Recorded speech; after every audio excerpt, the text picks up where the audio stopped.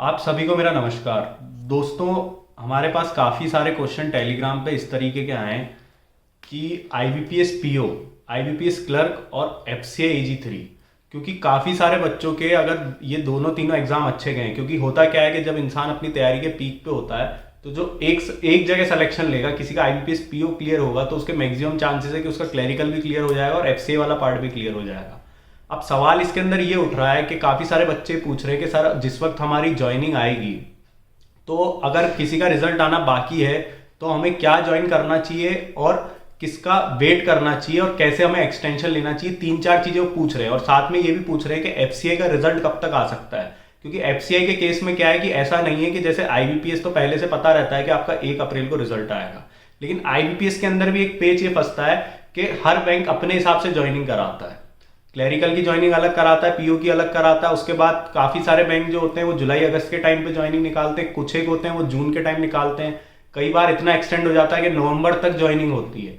तो ये सारी चीजें हम इस वीडियो के अंदर समझेंगे। सबसे पहले तो हम एक चीज जान लें कि जो एफसीआई एजी 3 का रिजल्ट है वो कई लोग ये बोल रहे हैं कि हो सकता है कि वो 1 अप्रैल के पहले आ जाए और एफसीआई पहले अपनी ज्वाइनिंग दे दे। तो ये एक चीज मैं बता दूं, ज्वाइनिंग का तो मैं नहीं कह सकता, लेकिन रिजल्ट का एक चीज लगभग तय है कि एफसीआई का जो रिजल्ट है वो 1 अप्रैल के पहले तो नहीं आएगा। पहले आपका आईबीपीएस पीओ का और आईबीपीएस क्लर्क का ही रिजल्ट आएगा। रहा सवाल एफसीआई एजी 3 के रिजल्ट का, तो एफसीआई एजी 3 का जो रिजल्ट है वो मैक्सिमम चांसेस ये है कि अप्रैल के एंड तक आएगा, लेकिन फिर भी हम कुछ कह नहीं सकते। हो सकता है उससे भी ज्यादा लेट हो जाए या अप्रैल के स्टार्टिंग 15 डेज में भी आ जाए, क्योंकि एफसीआई क्या है कि हर बार कुछ ना कुछ सरप्राइज लेके आता है। हमने मेंस के अंदर भी देखा था कि कैसे उन्होंने एकदम से एडमिट कार्ड निकाला और 4 दिन के अंदर अंदर उन्होंने पूरा पेपर करा दिया और हम सब लोग देखते रह गए कि कितनी जल्दी उन्होंने ये चीजें करी, जबकि पहले से कुछ उन्होंने बताया नहीं था। काफी लोग कह रहे थे कि 15 दिन पहले वो मेंस की डेट बताएंगे और फिर एडमिट कार्ड आएगा, लेकिन ऐसा कुछ नहीं हुआ।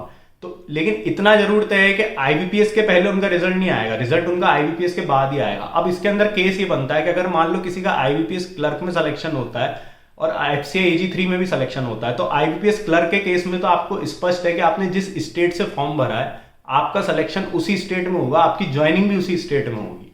क्योंकि मैक्सिमम लोगों का यही सवाल है, पोस्टिंग को लेकर प्रश्न खड़ा होता है यहाँ के कि सबसे पहली चीज तो पोस्टिंग दिमाग में आती है लोगों के कि हमारी पोस्टिंग कहाँ होगी, तो हम उसी चीज को ज्वाइन करेंगे। मैक्सिमम लोग यही बोलते हैं कि जिसमें उनको होम पोस्टिंग का ज्यादा चांस होगा। तो आईबीपीएस क्लर्क का तो मैंने आपको बता दिया कि अगर आपने होम स्टेट से फॉर्म फिल करा है तो वहां पे आपकी ज्वाइनिंग होगी, और दूसरे स्टेट से करा है तो वहां ज्वाइनिंग होगी। तो ये आपके दिमाग में पूरे तरीके से क्लियर है। एफसीआई के केस में क्या है कि जोन वाइज है। अब जोन में 3-4 स्टेट्स भी आते हैं, तो जिस जोन से आपने फॉर्म भरा है उतना क्लियर है कि उसी जोन में सिलेक्शन होगा। लेकिन आईबीपीएस पीओ के केस के अंदर पूरे भारत में आपकी कहीं भी पोस्टिंग हो सकती है। और एक चीज मैं आपको लगभग कंफर्म बता दूं कि अगर आप मेल कैंडिडेट हैं तो इसके चांसेस ना के बराबर है कि आपको होम स्टेट आईबीपीएस पीओ में आपको पोस्टिंग इनिशियली मिलेगी। जो इनिशियली आपके 3 से 4 साल होंगे वो आपको बाहर ही निकालने पड़ेंगे। तो ये चीज अपने दिमाग में पहले से बैठा के रखें। चांसेस क्या है कि जो बैंक्स जो ज्वाइनिंग लेटर अगर मान लो आईबीपीएस पीओ का आपका आ गया और एफसीआई एजी 3 का रिजल्ट आ गया, आपका सिलेक्शन हो गया, लेकिन आपका ज्वाइनिंग नहीं आई है, तो अब काफी लोग ये पूछ रहे हैं कि हमें क्या करना चाहिए। तो उस केस के अंदर आपको क्या करना है कि आप एक्सटेंशन ले सकते हो। एक्सटेंशन का आप रीजन बता सकते हो, जैसे मेडिकल ग्राउंड पे अगर आप रीजन बताओगे तो ज्यादा सही रहेगा।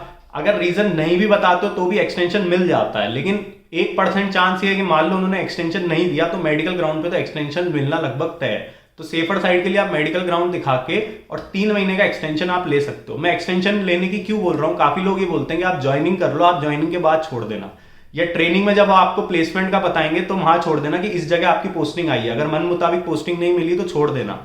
ये गलती मत करना, क्योंकि होगा क्या कि वो जब बैंक जब आपको पोस्टिंग बताता है उसके पहले ही वो आपसे एक फॉर्म भरवा लेगा बॉन्ड का, और अगर उसके बाद आपको घर से दूर पोस्टिंग मिलती है और आप वहां बोलते हो कि मैं ज्वाइन नहीं करूंगा, तो जो आपको बॉन्ड का अमाउंट है वो पे करना पड़ेगा। कि अगर आपका एफसीआई में सिलेक्शन हो जाता है और आप सोचते हो कि मैं तो वहां चल जाऊंगा, मुझे यहाँ पे घर से दूर पोस्टिंग मिल रही है, मेरे को वहां पे जो है जोन में पता है कि इस जोन में पोस्टिंग मिलेगी, तो ये गलती मत करना, आप आईबीपीएस पीओ में एक्सटेंशन ले लेना। अब रहा सवाल ये कि मान लो अगर आपकी एफसीआई एजी 3 का रिजल्ट पहले आ जाता है, ज्वाइनिंग भी पहले आ जाती है, और आईबीपीएस पीओ का जिस बैंक का आपने फॉर्म भरा मान लो उसकी नवंबर तक ज्वाइनिंग आती है, तो अब आप उस केस में क्या करेंगे। तो उस केस में आप एफसीआई में एक्सटेंशन डाल सकते हैं और आईबीपीएस पीओ का वेट कर सकते हैं, अगर आपकी इच्छा है आईबीपीएस पीओ ज्वाइन करने की। FCI job versus bank job करके हमने ऑलरेडी एक वीडियो डाल रखा है, तो दोनों के प्रोज एंड कॉन्स हमने डाल रखे हैं। तो आपके नेचर को क्या सूट करता है, किसी को बैंकिंग जॉब ज़्यादा सूट करती है, किसी को एचसीआई की जॉब ज़्यादा सूट करती है, क्योंकि बैंकिंग एक फाइनेंशियल इंडस्ट्री है और एफसीआई के अंदर नॉन फाइनेंशियल वर्क होता है। तो ये अपनी अपनी जगह है, लेकिन इसका बेस्ट तरीका मैंने आपको बता दिया है कि आपको एक्सटेंशन डालना है और फिर वेट करना है कि उसका ज्वाइनिंग कब आए, उस हिसाब से फिर खुद का दिमाग लगा के आपको ज्वाइन करना है। तो दोस्तों ये हमने एक छोटा सा वीडियो बनाया था आपको एफसीआई AG3, IBPS क्लर्क और IBPS PO के बारे में।